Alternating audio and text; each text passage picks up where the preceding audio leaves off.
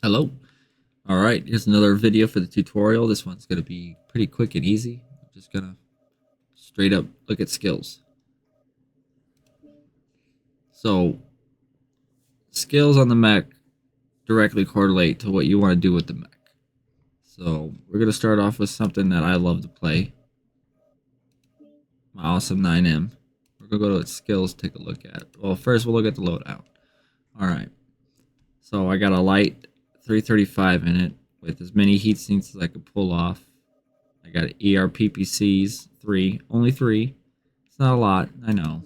But I'm utilizing the ability that this mech has with ERPPCs. So I get a 20% cooldown right off the top. I get a 40% velocity buff right off the top. I get an extra family heatsink, so I'm able to fire 3 at once. My range is 10% as well. And my PPC generation on the heat is 10%. As you can see, the quirks and the firepower totaled up. I got a 35% velocity buff after my skills. After my cooldown's been maxed out, it's a 22% cooldown. My range has been buffed out to 15%, which it might be a little low. I might have to look at that. My heat's 20.5, so that's mainly why. I have a maximum range on this thing.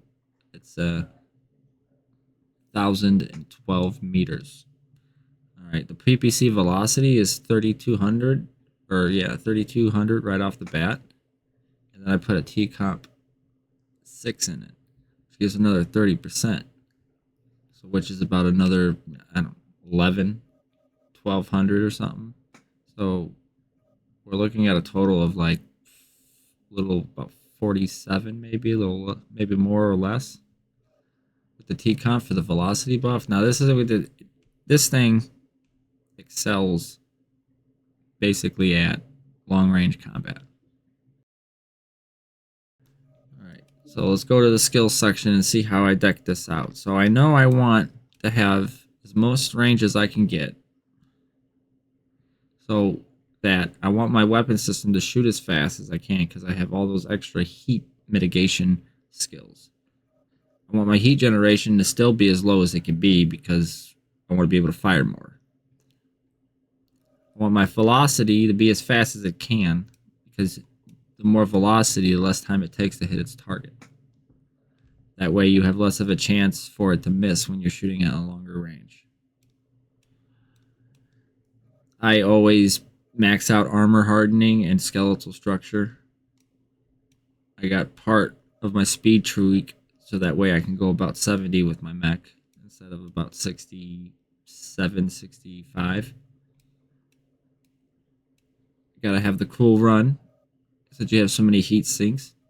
8% is pretty good.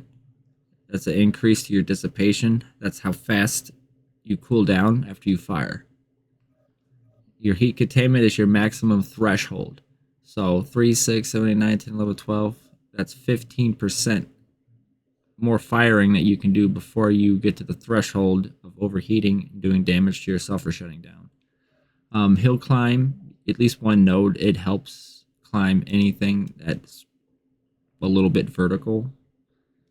And advanced zoom, because I need to see my target at long ranges.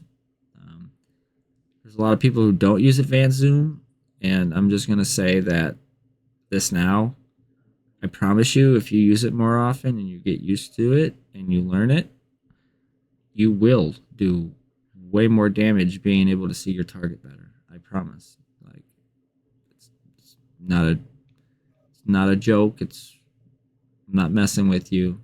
I promise. And I have an extra consumable slot because I like to put a UAV with my cool shot because sometimes I get paranoid that there's a mech behind me and I like to pop my UAV and look around. This is what I would say is the perfect setup for what my build would be. If I was to change anything, I might, if you don't care about the speed, you could get rid of this. Maybe get a little bit of hard break or a little bit of